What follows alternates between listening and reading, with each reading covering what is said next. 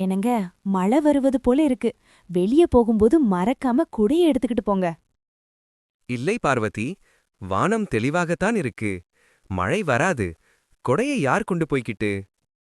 வந்த வேலையை முடித்துக்கொண்டு வீடு திரும்பும் வேளையில் தூறலாக ஆரம்பித்த மழை சிறிது நேரத்தில் பலமாக கொட்ட ஆரம்பித்துவிட்டது. அதே மரத்தின் கீழ் பாலாவும் அவன் காதல் மனைவியும் நின்றிருந்தனர். பாலா சுந்தரத்தின் ஒரே மகன். வேற்று ஜாதி பெண்ணை காதலித்து திருமணம் செய்து கொண்டான் என்ற காரணத்துக்காக வீட்டுக்கு மாலையும் கழுத்துமாக வந்தவர்களை வாசலிலே விரட்டியடித்தார் சுந்தரம். அன்று போனவர்களை இப்போதுதான் பார்க்கிறார்.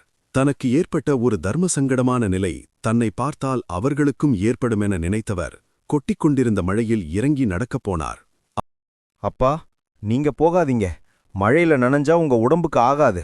நாங்களே போறோம். சொன்ன பாலா தன் மனைவியோடு அந்த மழையில் இறங்கி நடக்க அவர்கள் போவதையே வெறித்து பார்த்து கொண்டிருந்தார் சுந்தரம். கனத்த இதயத்தோடு எழுத்து சரவணன் சூர்யா.